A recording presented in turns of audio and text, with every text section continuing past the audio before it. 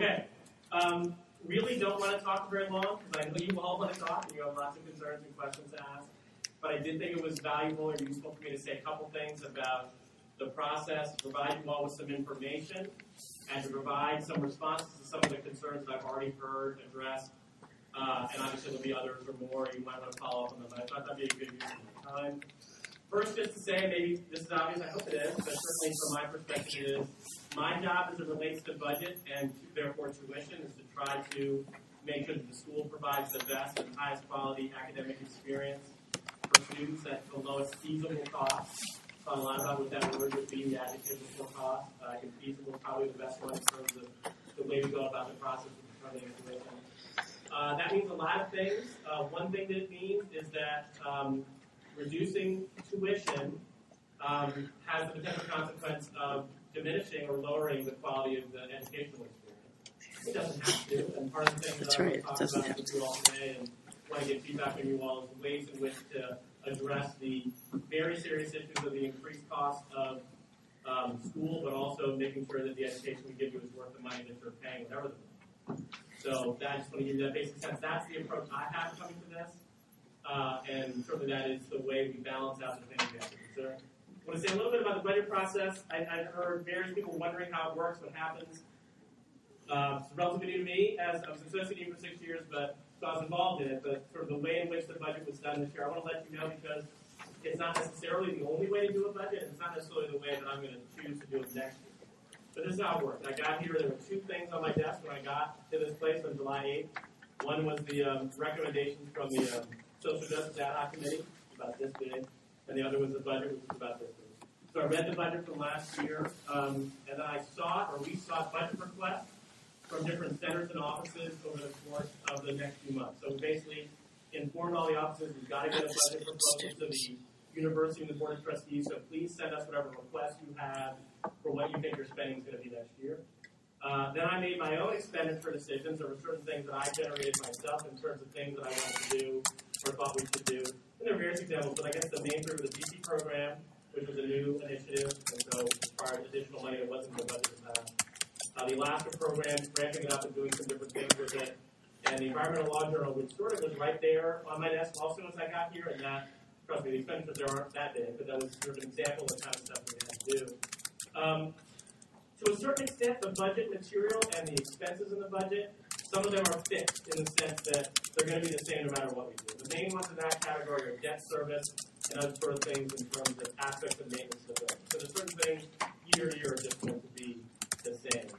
Then you have faculty and staff salaries. I don't know if I can really call those fixed expenses because I could certainly fire staff or faculty or I could lower their salaries, but that's generally not the assumption. So to a certain extent, those things are built in absent some sort of dramatic change in that status. So a certain amount of the budget, a large part of it, is sort of fixed in that way.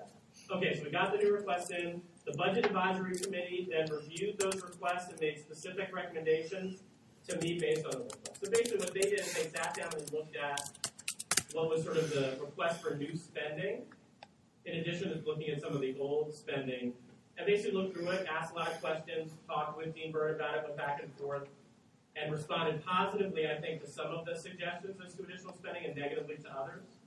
The basic recommendations that they made to me that are most relevant in terms of the way the budget ended up was a approval of a recommendation from the Office of Career Development to have a new full-time staff person, and an approval of a recommendation from the externship program to have a half-time staff.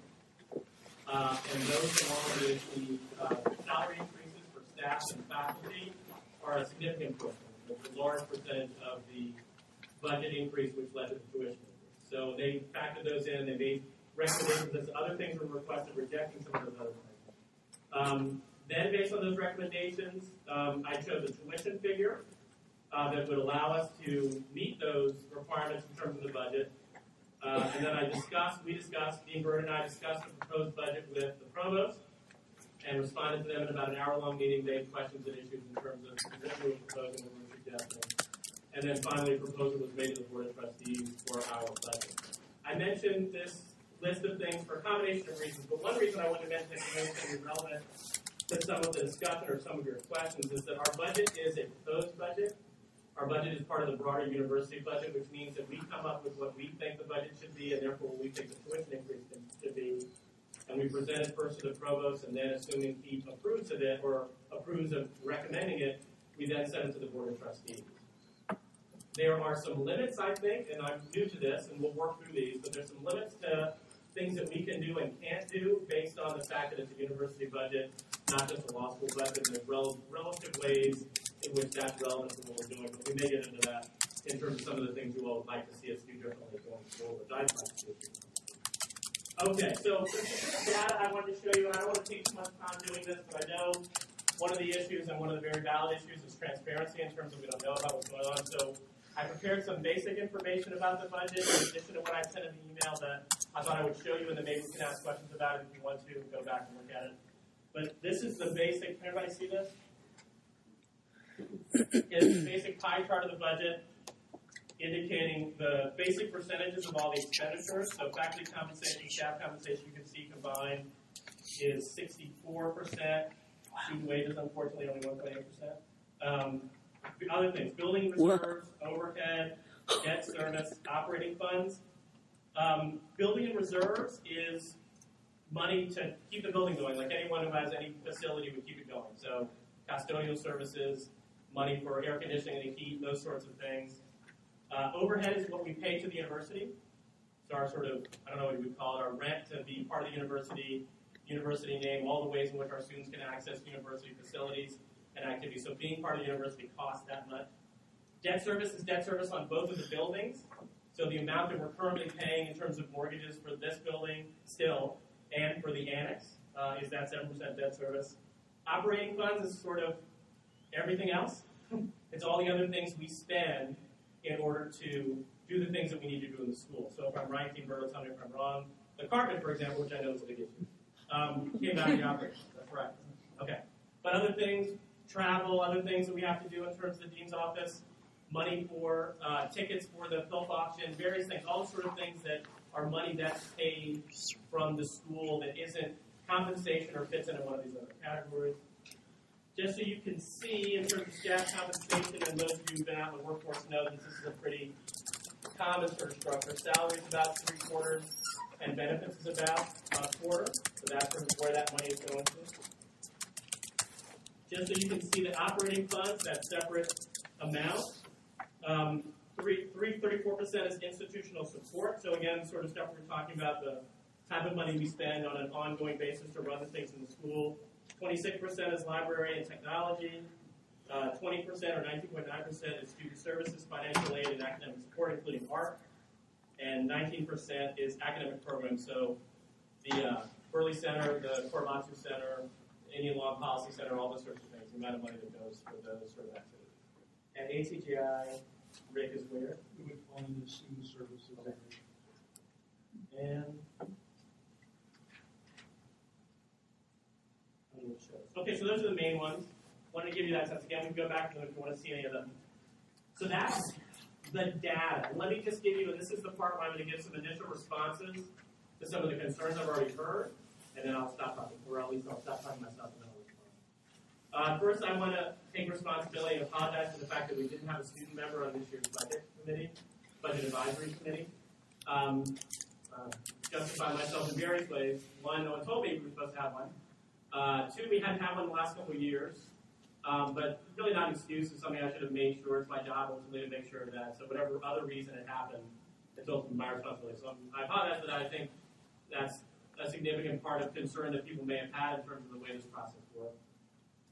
For next year, I'd actually like to have, and I'm planning a different sort of budget advisory committee that will be larger and that will have more of an ongoing role and sort of process in putting together the budget. I expect that the committee will meet with me several times, meet with the faculty, and also I expect to meet with the SBA or sort of maybe in a session like this prior to the proposal of the budget to the university to talk about some of these issues in advance of that process as opposed to just talking about it afterwards. I'd also like to have 2 student members on that committee. I think 2 members is probably better than 1 for a combination of reasons. The students will help the students share the work because it will be a significant amount of work. And also create the possibility for more sort of coverage among students, more people to talk to, more of a sense of what's going on and what people are hearing about what's going on. I involvement in this process as possible. I like it for a lot of reasons. The main reason why I like it is I think the more students and other people are aware of what we're doing when we're putting together a budget, the more people will understand sort of why we get to where we get to. Also, I think there are going to be a lot of serious questions and issues that have to be addressed going forward in terms of trying to balance out affordability and trying to provide an excellent academic program. And I'd love for students to be involved in all the discussions. I know there's been some concern that students, in the past, when there has been a student on the committee, they've somehow been a sort of not a full member of the committee or not been involved. My sense is the student would have all the same sort of duties and rights that anybody else in that committee in terms of faculty and staff would have. There are limits to information that faculty and staff are allowed to see in the budget process. And again, Deanberg can correct me if I'm wrong, but the most important limitation is the specific salaries of individual people. At a private institution, that information simply is not public the way that it might be a public institution. That doesn't mean we can't get aggregate information about staff and faculty salaries. We certainly can, but knowing what X makes or knowing what Y makes, absent some things. Like I think we're required to give the top 5 salaries as part of some things, and I know apparently there's some tax document from the university that people have found that has top 10. So there's certain things that are out there, but generally that information is not available. Absent limitations like that, I don't see any reason why the kind of stuff we would show to faculty and staff, we wouldn't be able to also open up to students for their analysis and discussions. Again, as I said, I think it would be a good idea as part of the process for me to meet with the SBA or a broader group of students as we're considering the budget to give people a sense of what we're considering and get feedback. And who knows, maybe we'll make changes or have different sort of ideas based on that. Also, we are having our ABA accreditation site visit, not next year, but the following year. And in advance of that, we're having retreats this summer. We're having a staff strategic planning retreat. We're having a faculty strategic planning retreat. And what I'd like to do is to have a lot of student involvement in that process. I'm already beginning to think about it and talking to the people who are going to be running the retreats, but my initial sense would be a meeting with me and the people running the retreats and the senior staff and some faculty with a representative group of students to address some of the same issues that we're going to be talking about as faculty and staff in strategic planning. And I will say various things that will be an issue in that, but one will be the notion of a tuition freeze, which I know is something that people have talked about. Let me say I think it's completely legitimate to consider a tuition freeze. Even if other schools hadn't considered it, I think it's completely legitimate for us to consider. But it would be a painful thing. Tuition freeze would really involve a significant cut, actually, in expenditures. It would involve a revenue freeze also, so no additional programs, various things would be different. It would almost certainly involve, or at least likely involve, no pay raises for faculty. And this is one example of how the university affects it. I have much more flexibility in terms of faculty salary decisions than I do for staff salary decisions. So even if we were to conclude as a community that we thought it was a good idea to freeze staff salaries going forward, I'm not sure if I have the authority to do that, absent approval by the university. So there are various things that would be part of this that would be proposals as opposed to things we could actually do. But let me say one thing I didn't do. Let me say a couple things about what I didn't do, and I really will talk about it.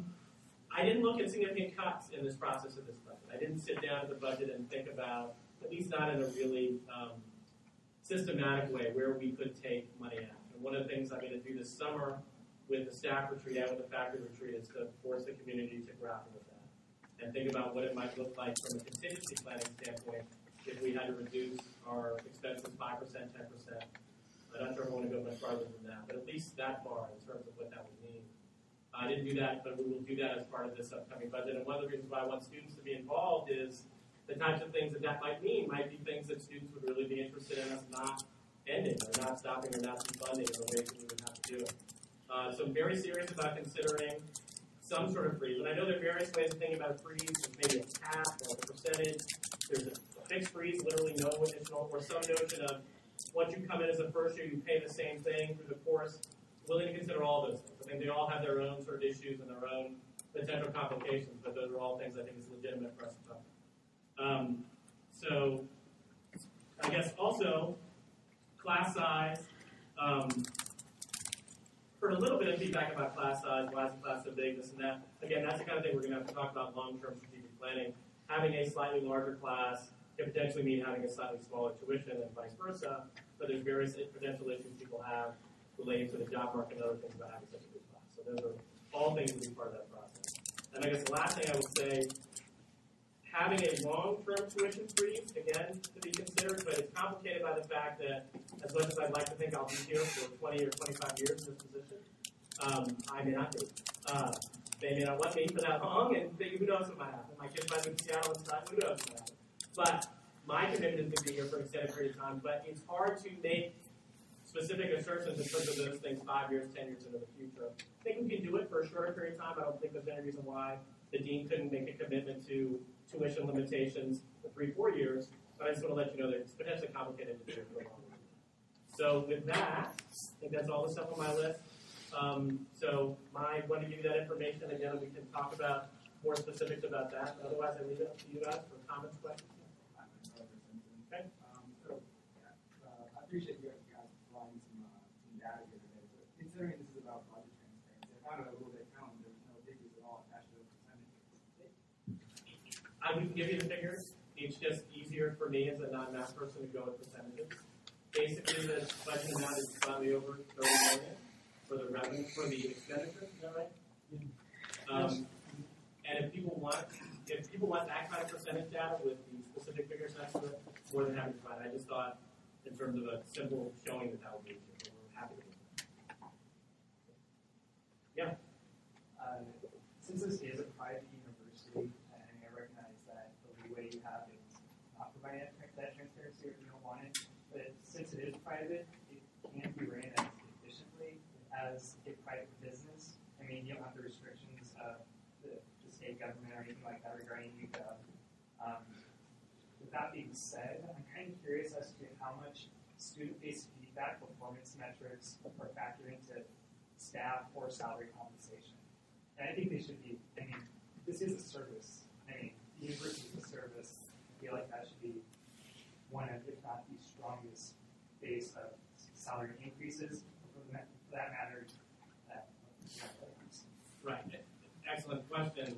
In terms of faculty, we certainly review student evaluations and make determinations about faculty pay increases to the extent there are pay increases. Staff, I don't know if we have. Well, one of the things we do every year in the spring is the Lisi survey. No doubt you guys get emails from Dean Deming about that. And we do pay attention to that because there's a number of areas that the staff services are evaluated on.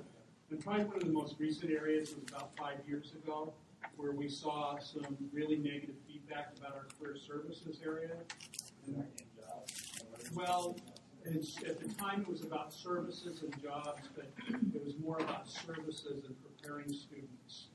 And so there was a revamping at that time for the Center for Professional Development. But that's an area where we do that feedback, and we do it annually, and we compare it annually, specifically for service areas.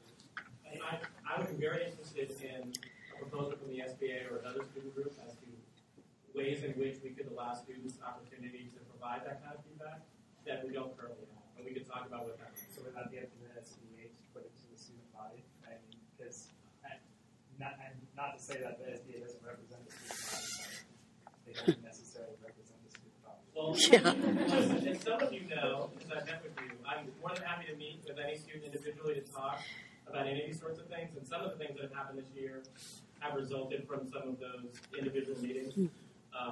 Couple things. So, no, I'm not saying it's just the SBA, but the SBA, from my perspective, given that there's so many different students, so many different perspectives, is a really good conduit for me to get some sort of, I don't know, facilitated or sort of analyzed information. But that doesn't mean I'm not open to getting any input from anybody, as I'm sure the senior staff would feel the same. Yeah. Well, we talked about having students on the budget advisory committee, right. But what kind of actual power would students have? Would they just have a voice and kind of they can say their opinion, or would they actually be able to vote on the approval of the budget? To the extent, the exact same role that anybody else in the committee. We generally on that committee haven't had voting. We more had a consensus discussion about what the budget should be, but that can break down into voting every time.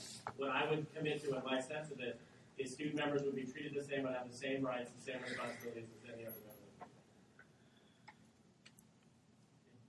going back to your pie chart, I'm wondering if you could show me where, I don't know, the number very specific, unfortunately, but I'm wondering where the decimals 997. here, Alex. Yeah. Well, I'm curious as to where the $997,000 loan to former Dean Teskey goes on that pie chart. Nowhere. That was not part of the law school budget. It was a payment it was a loan that was available to various senior members of the university under a program that's no longer in existence, and the money came out of the university budget. As far as I know, she paid it back with interest, but it was not only is it not part of our budget now, it was never part of anything in the law school budget. So that's my son. Okay, so is that, can you speak maybe more to our relationship with the general SU fund and how that interplays? You mean in terms of the university and our relationship with them? Right, and how are we able to, so if we said, hey, we need more scholarships for students, as in a fair way, could we get that? Right, so getting money from them for something other than for that kind of event. Sure, I mean, trust me, we're always trying to generate as many resources from them as we can and sort of work out that relationship. Basically, we generate the resources that run the school through our tuition. To the extent the university decides to run a program like that, and again, that program wasn't just for law school, it was for various people, I guess all deans and all executive vice presidents of the university. It's sort of a decision that they made. If they decided to make a decision to provide us with other sorts of resources, we certainly try to encourage that and try to make that happen. But basically our relationship with them, much to our benefit, is that we generate our own resources and are therefore able to, in most instances, spend them the way that we want to. There's some limitations. Less limitations as it relates to faculty than staff. Staff, it's just a different sort of issue in terms of high school. You don't seem to be done. I don't know a lot about how this works in terms of stuff, so there's more information you can give. Okay. Yeah.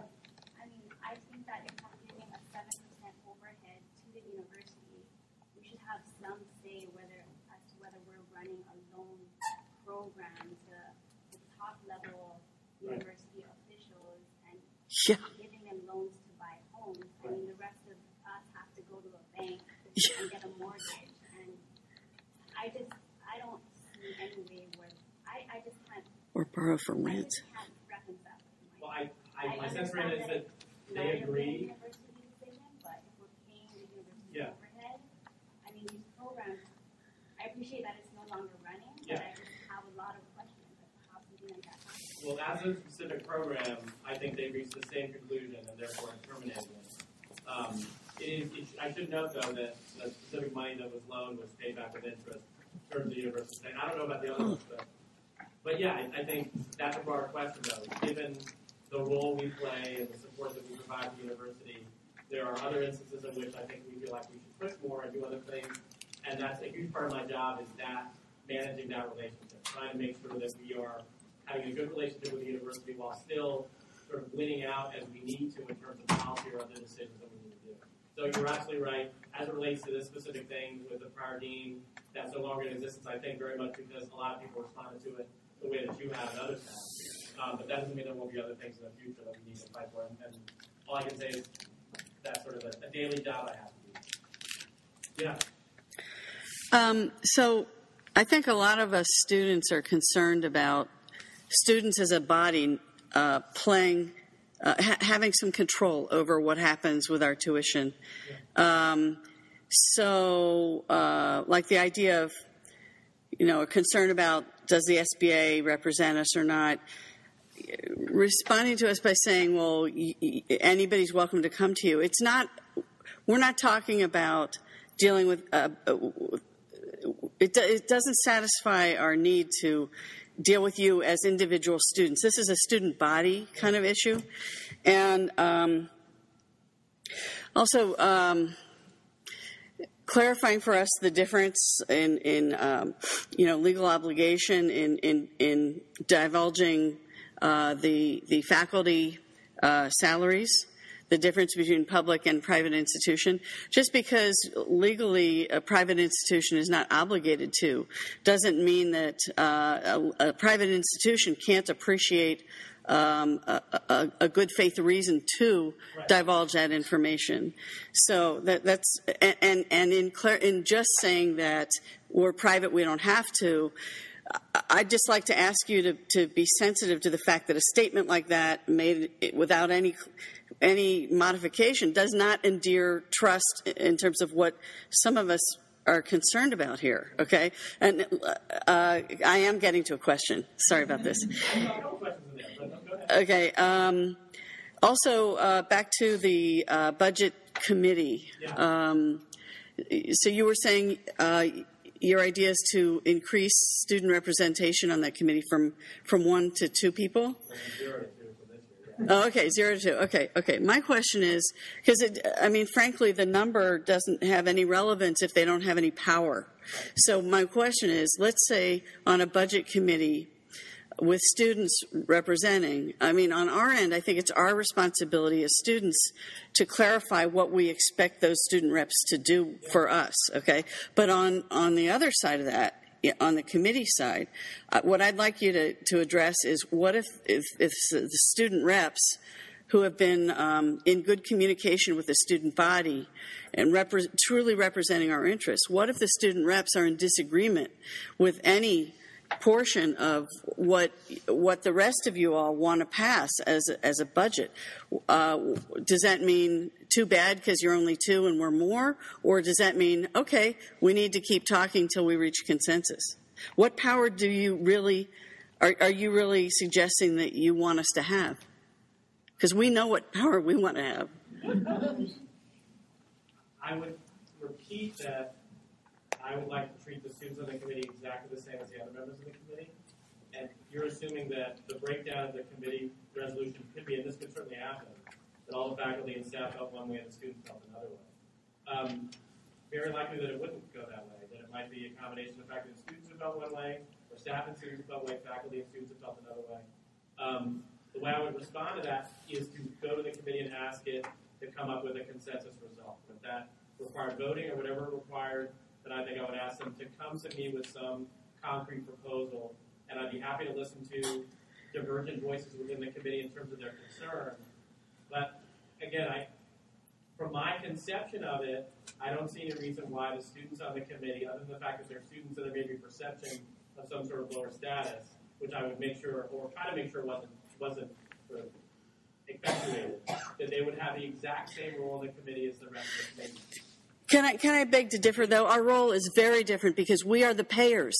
We're the only one on that committee that's actually forking up all this money and going into such intense, ridiculous debt to get this training. So there's a huge difference between our role on this committee and anyone else's.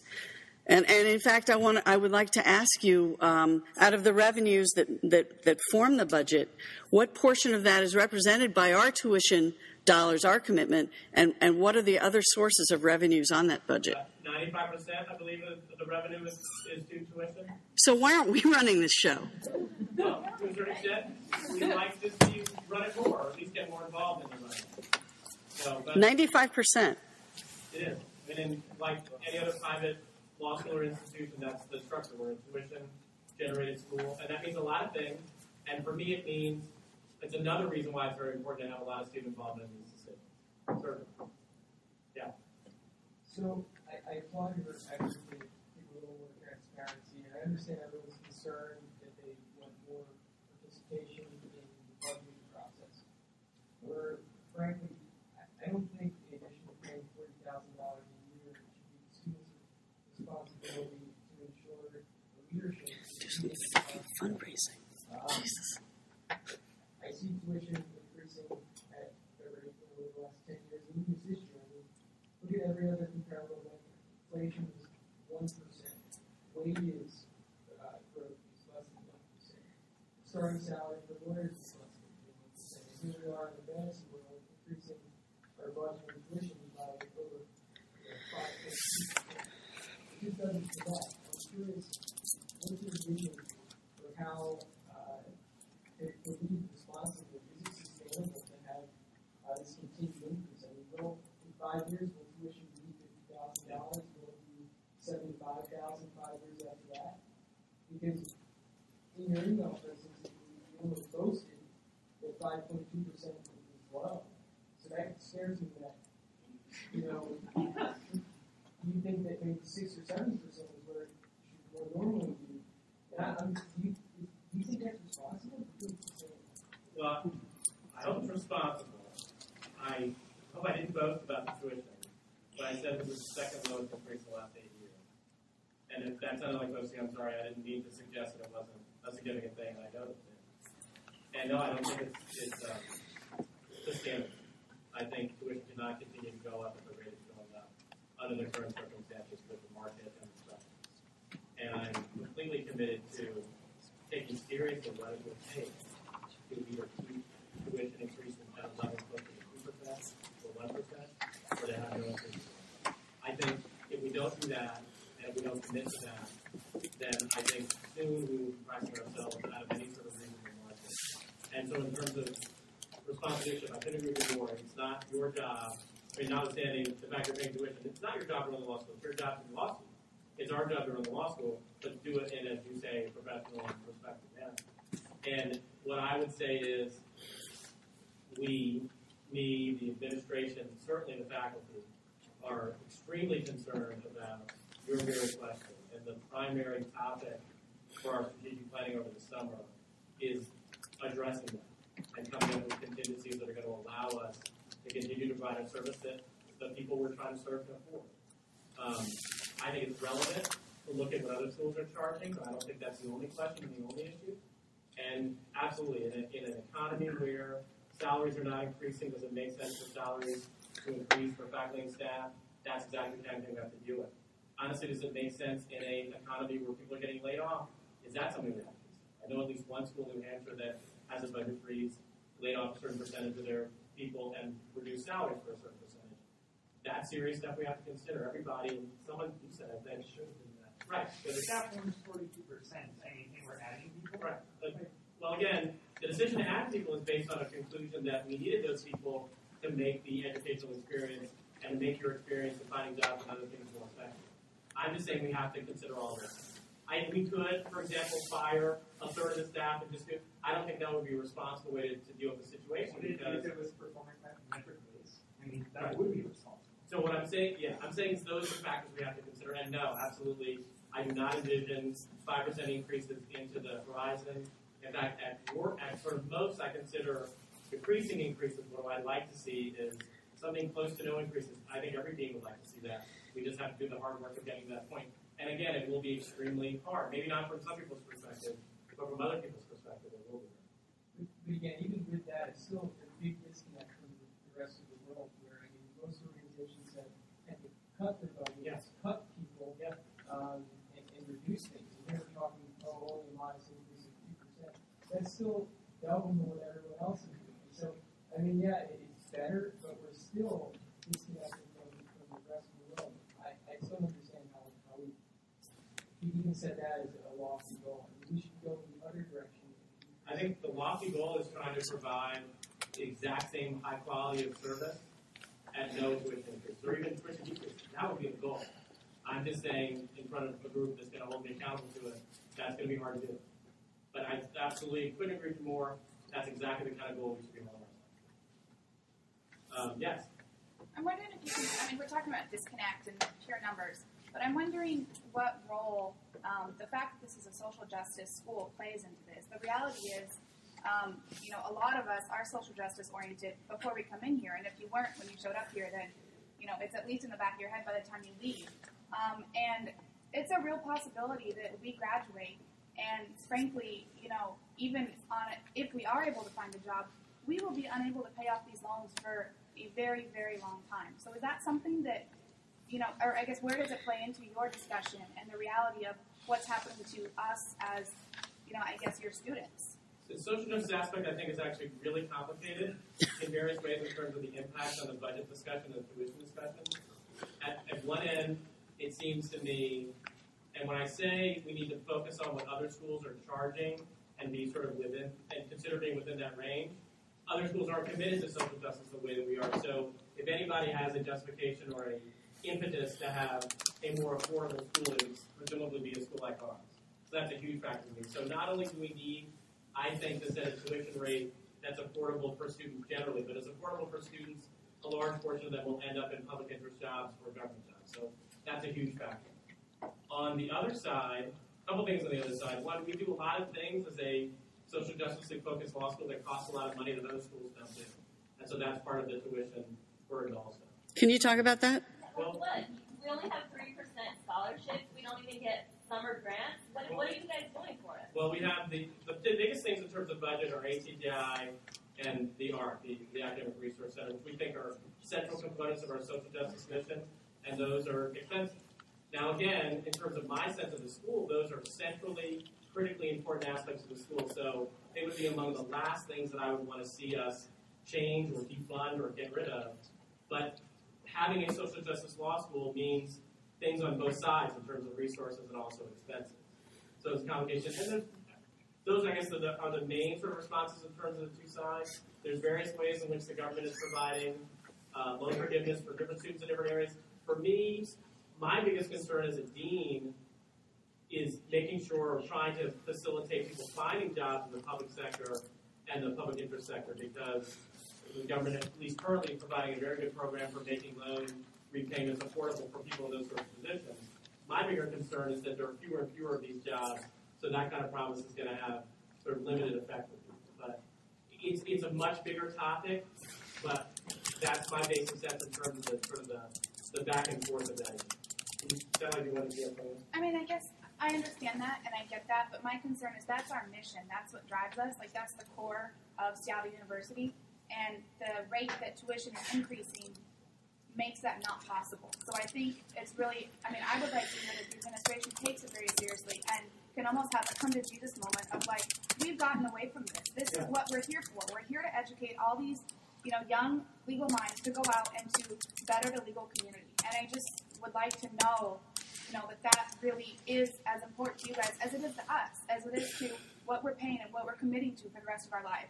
And I just want to hear that and let it be known that it's really important to us. Otherwise, we wouldn't be here. Right. My sense of the process that we have to go through in coming up with a viable and affordable model going forward is that we have to find a way to reduce what we need to reduce in order to keep tuition low or reduce it or keep it level, while still not taking away our commitment to those things that make us and define us. And it's an altruistic thing in terms of wanting to be great in the community, but to be honest, it's also a huge thing for the health of the institution, because this is our identity. This is what differentiates us from other people. So if we lose that, from my perspective as being, we can't lose that. So sure, we've got to find a way to decrease, and maybe there's ways to do it with diminishing staff and various things.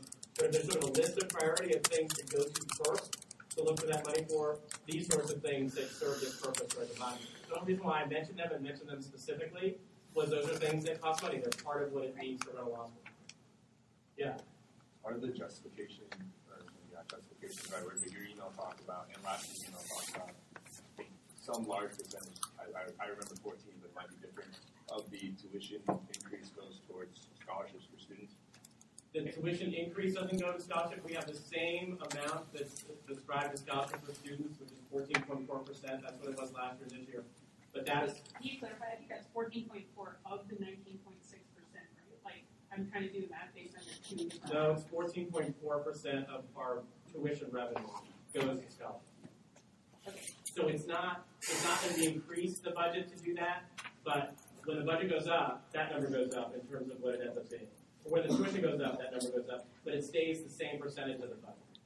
That somewhat alleviates my question, but I guess where I'm going with this is, are those scholarship funds going to be offered towards current students at an increased rate, in the sense that the people that are paying for those are going to have the opportunity to receive any of that benefit, or is that going towards incoming students that are receiving our large scholarships or our academic merit scholarships? And if we're being told, here's your tuition increase, but check out how much of it's going to go towards scholarships, do I get an opportunity to apply for any of those scholarships? My sense is that we'll make decisions about scholarships the way that we have in past years in terms of the balancing of that. Now, you have more thoughts on that? Or? Yeah, I mean, it's the increase, try to increase the scholarships based on how much tuition has gone up by a percentage. So I expect that we would do the same thing. And that would apply to incoming folks that existed. Yes. Is that? To some extent, I guess then I just think it should be framed differently in the way it's told to us in emails. because I think the way it says is like you're paying this much, but look how much is going back to you. But it's not really going back to all of us. And I think if we are going to pay more, but we're going to continue to hear, but check it out, you're going to get some of it, then those of us paying it should have an opportunity to receive some of it, or to at least compete to receive some of it. Absolutely. I didn't mean to suggest by giving that number. I think that money is going back somewhere. It may or may not be going back to, obviously, individual students who are paying tuition. I think one of the things we have to consider going forward from the strategic planning standpoint is what that number is and how that works. I think some schools would like to deal with the affordability issue of law schools by keeping tuition at a certain level, but significantly raising the amount of scholarship money or other money that they provide for students. And maybe that's a way, so that there's a population of students who can afford that, and then there's a population that can't. So that's one of the kind of things that we have to consider. That number isn't fixed in stone. We can deal with that in various ways, and we may have to respond. As the tuition goes down, maybe we keep the same percentage, but those are all sort of things on the table for discussion. But we'd like to think that there's a fair and equitable distribution of that resource based on the needs that students have, both incoming and while they're here. Yeah. One thing I think people are obviously reacting to a lot is the feeling like they've kind of been kept out of this process, and Duke and INC are making a lot of headway in alleviating that. So I thank you for that. One thing that Raina points out here is this is actually not being recorded. It would probably be really helpful if the next one could be recorded, Yeah, so that I think it's a people good idea. can do this if people can't make it. And also the charts that you put up I thought were very interesting, and I'd like to see them maybe email out to the school. You can see that. And I know that you can't distribute faculty compensation, and it makes sense for the privacy of those faculty members. However, at 40% of our budget, I think maybe you take off the names and distribute just the dollar amount. Yeah. Right on.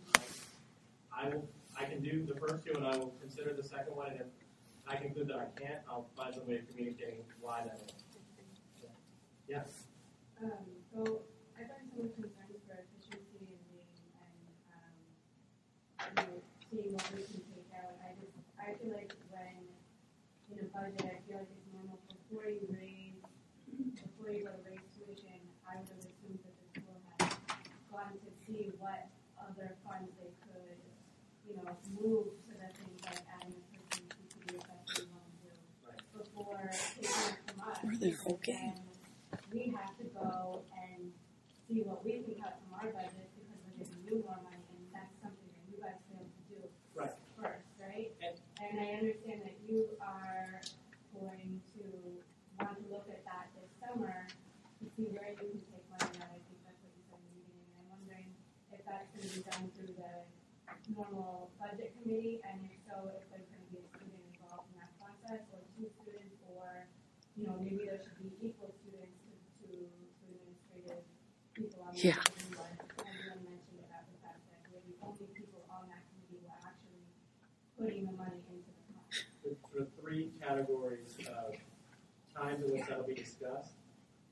It'll be discussed to the extent that we have a sort of pre-retreat student discussion of those things.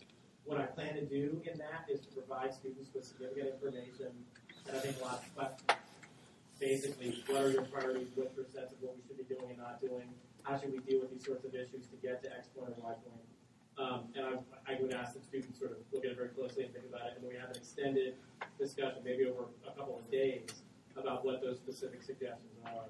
Also in the strategic planning process, which should include students and faculty and staff, there'll be further discussion of that. And then the third point will be in the budget committee, where we'll take those sort of more, general concepts and make it concrete as to what the actual budget will be for the next fiscal year. And I will say, as I said about the student member, we should have started with looking to see where we could cut, and going forward, we absolutely start that. I think that's absolutely right. But I will acknowledge here, and will continue to acknowledge through the process, finding these cuts is going to be difficult, and it's going to be painful to do, and there'll be things that people will notice about the institution that will be different based on them, but we have to decide what the priorities are and figure out a way to make it affordable. So that's one of the reasons, again, why I want as much involvement from everyone as possible, because when we get to that point, I want to make sure everybody understands how we got here. Yeah? I don't know if you can divulge this information yet, but you keep talking about how if we do cuts, it's going to be painful. Like, do you have any ideas in mind for what would be cut that would be painful? I mean, I guess echoing concerns about this being a social justice school, it seems in a lot of institutions and businesses, the first thing that does get cut is scholarships or social justice programs. And I just want to make sure that those things aren't on the table because, as you said before, those are the things that I feel like set the school apart. Yeah, I agree. And in a lot of ways that are very important to us. My sense, and I don't really know, and I don't want to sort of commit to real specifics, but this is somewhat specific. My sense is it's going to have to come in salaries. That's where most of the money is. So either salary reductions or limiting the number of people who are working. I have a quick question Yeah. about that.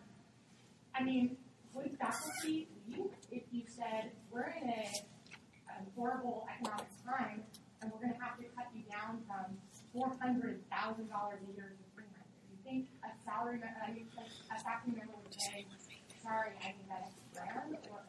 We're talking about a private company in the private market. If they could get the $400,000 somewhere else, sure, they'd leave and go take a day off. They're not a lot of faculty members making $400,000. There's social justice. My biggest concern about lowering faculty salaries, because faculty make generally more than staff do, is competitiveness. Not so much the people we have here, because I think the people we have here generally love the place and are committed and are also committed to these same concerns. Trust me, I hear much of the same concerns expressed in much the same way for faculty. I think there are a lot of faculty who would see that. It's more in terms of difficulties in attracting new sort of high-level faculty. And again, we have to decide what those priorities are.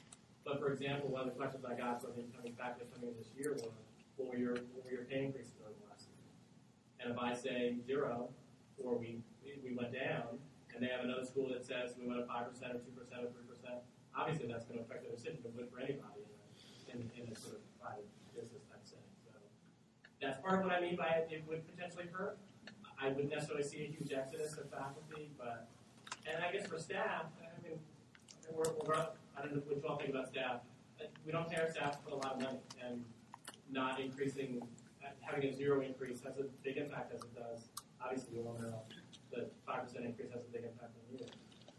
So those are some of the things that I see as being potentially painful. Go ahead. I have another question about class size. Yeah.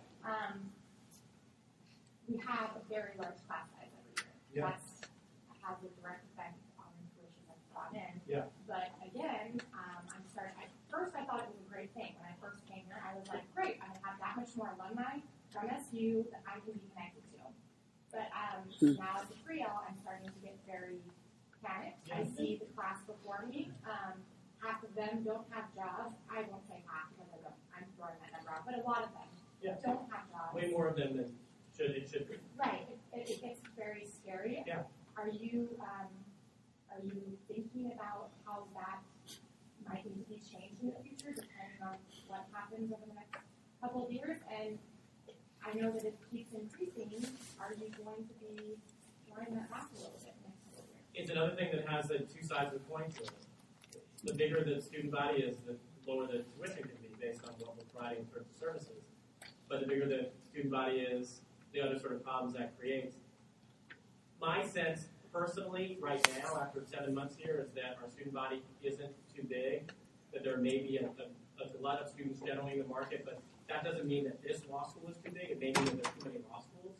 But that said, yes, one of the major issues, and if I had to list the 3 or 4 main issues that we have to look at in terms of the plan going forward, it has to be class size. And maybe for a combination of reasons, not just budgetary reasons, but sort of future professional reasons for our students, we need to be closer to 300 or even lower than that. And again, if that's true, we need to have a much smaller faculty, a smaller staff, and we'll have less money for other things to do. But that may be what ends up being.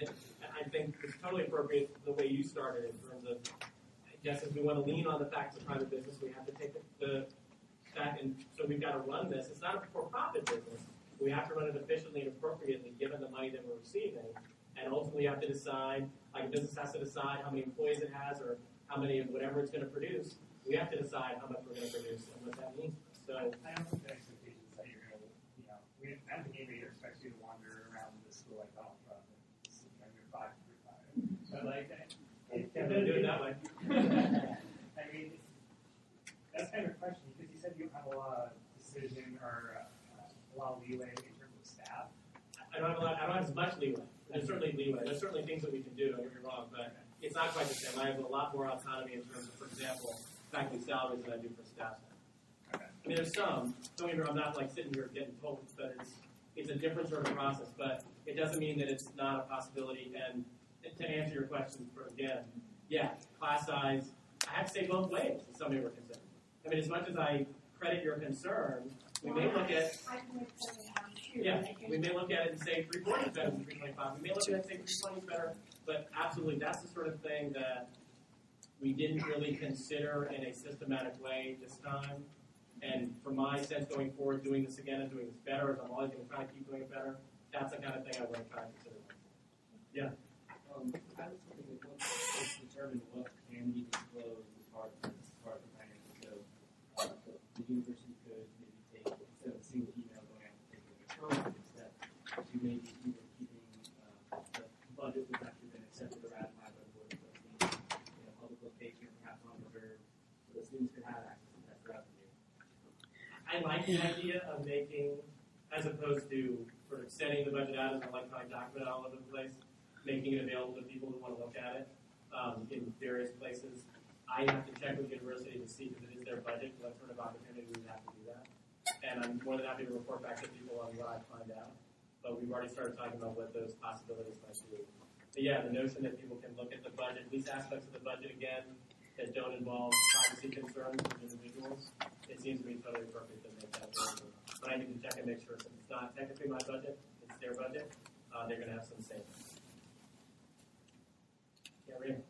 Being that we're such a tuition-driven law school, and I know that comparatively to other law schools, or so I've heard, other schools aren't as tuition-driven. I'd like to see the administration really investing in other forms of revenue for our budget, including making our development really a priority and getting a lot of that money not from tuition, but from other sources, growing our endowment, those kinds of things, which I know are long-term things that need to be worked on, but I'd like to see that as being a priority. And I'm glad you said that, because I want to say something about that. Of all the things I'm ultimately responsible for, that's the one I'm most ultimately responsible for. My job, in addition to all of the stuff we've talked about, is to generate additional resources for the school so we can do the things we want. So maybe one answer to how we keep tuition down is I generate enough resources in development that we can still do the school the way we want to do it, but we don't have to charge any more money. That is absolutely the bottom line, ultimate objective of all the things you all get mad about or yell at me about or hold me accountable to. It seems to me that's the most important one, because that's really that aspect of the job that's primarily sort of most mine alone. And that includes development money, but it also includes generating other forms of revenue through other kinds of programs, other kinds of services we provide that we charge money for. And the extent that every time we can do something like this, that's that much more resources that we don't have to get from tuition. Endowment has been somewhat of a mixed bag recently for schools and universities, because a lot of schools were hit hard that were very endowment reliant. But I don't think that's a reason not to still generate a big endowment. But I do think if we can generate LLM programs, other sorts of programs, other sorts of things that we do where we're charging money that isn't straight daily tuition money, and then I'm finding significant donors to give us the kind of money that's going to make a difference in terms of these big budget items, that's 100% my job. To the extent I'm not doing that over the next months and years, you all have to absolutely, as students and as alums, hold me accountable for that, because that's an excellent thing. Yeah. I mean, that being said, alumni giving can have an effect on rankings relative to other schools. I just think it's unfair to see our tuition go up when our ranking has gone down.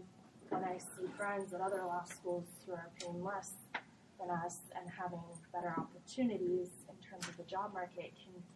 Can we make some sort of commitment to, freezing tuition in terms of the school's overall reputation? Because I feel like it's this really cyclical situation where, the alumni are going to be upset and they're not going to want to give back to the school if the school's not providing them with opportunities. I don't think I would want to base tuition on something like the U.S. News and World Report rankings because of a combination of reasons. Well, not necessarily just that, but I mean, unfortunately, lawyers consider that. Okay, one thing I'd like to do more than I did this year is to look more closely and do more of a sort of a systematic marketing study on what our tuition is in comparison to what we would consider comparable schools. because one of the things that is clearly, well, something we should consider is, are we charging more than we should be based on that comparison?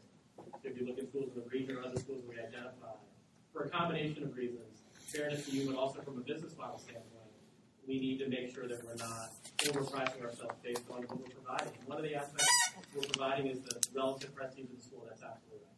So sure, the schools that are viewed more highly and are more prestigious, is it justifiable in a market for them to charge more money? Maybe it is. So we have to figure out where we fit into that and charge based on it. I agree with that completely. But I think it's got to be more than just U.S. News. Well, yeah, I'm not trying to compare it to these upper ranks, but I mean just respectively Lewis and Clark, for example. Sure, no. And that seems like a totally appropriate place for us to look very closely as to how we're comparing. And again, if we look at that and we see we're overpriced, we need to do what we need to do to figure out what to do about that. So I think it's a totally appropriate part of the calculus for us to do. Yeah? You said after the budget committee, and you're looking at the employment prospects in the last class. Yeah. And particularly what how our class is tuition. And then you discussed raising the tuition. And then you said raising the salary. I hope that the fact that our economic contract is part of that conversation. And if they were, I would the salary number didn't come from us. All faculty and staff throughout the year. We could certainly conclude to not do that. So they give us the possibility to raise salaries as much as 3%. It's an aggregate. So it's a complete total increased salary for both faculty and staff. Basically, has that. So we could conclude, no, we're not going to be part of that, and we're going to make a different decision to allow that. But yeah, absolutely. For example, and again, obviously there's moving about something like this, but a new priority for me was putting more resources into career and professional development. In the sense that could make a big difference for several of our students to be in a better position to find out. And I didn't think there was anything more important than that. And that's why the most money we spent, other than that 2% increase, was spent on a full-time position for that. So yes, we are always thinking about that. That's what drives the decision we make to set a budget. Yeah. Since we only have a couple minutes, I wanted to raise something that's not necessarily contained within this 1 hour, and I'm not saying it deserves another town hall meeting type scenario, but are we going to have a chance in a situation sort of like this to discuss the grading curve change, grade policy changes? On the 23rd? It is the following? Okay. It's from 5 to 6. Okay. And the, no? Yeah, it's Wednesday, March 23rd after spring break, which could put in this week. Okay, that's why. Okay. And so it's going to be the 23rd, Wednesday, and second floor gallery. I hope it is. And as I said at the beginning, feel free to send if you have any current things you want to talk about. But we're in the process of looking at that and responding to concerns that have already been expressed. And so please don't think this is something that's already resolved or done. There'll be more than enough time for us to get. And we're going to try to see what we can do to make sure we address as many concerns as we can, while still doing what we think is appropriate in terms of acknowledging the low nature of our. But we can talk about that. Okay, yeah, it just came up because of what was just said, and I was thinking of rankings and grading, and tuition goes up, but where are we going to fall out because of the grading? Right. Both about the tuition. But I said it was the second lowest increase in the last 8 years. And if that sounded like OC, I'm sorry, I didn't mean to suggest that it wasn't a significant thing, I noticed it. And no, I don't think it's sustainable. I think tuition cannot continue to go up if the rate is going up under the current circumstances with the market and the stuff. And I'm completely committed to taking seriously what it will take to either keep tuition increase at a level closer to 2% or 1%, or to have no increase. I think if we don't do that, and if we don't commit to that, then I think soon we will be pricing ourselves out of any sort of reasonable market. And so in terms of responsibility, I couldn't agree with you more. It's not your job, notwithstanding the fact you're paying tuition, it's not your job to run the law school. It's your job to run the law school. It's our job to run the law school, but do it in, as you say, professional and perspective manner. And what I would say is we, the administration, certainly the faculty, are extremely concerned about your very question. And the primary topic for our strategic planning over the summer is addressing that and coming up with contingencies that are going to allow us to continue to provide a service that the people we're trying to serve can afford. I think it's relevant. to look at what other schools are charging, but I don't think that's the only question and the only issue. And absolutely, in an economy where salaries are not increasing, does it make sense for salaries to increase for faculty and staff? That's exactly the kind of thing we have to deal with. Honestly, does it make sense in an economy where people are getting laid off? Is that something we have to consider? I know at least one school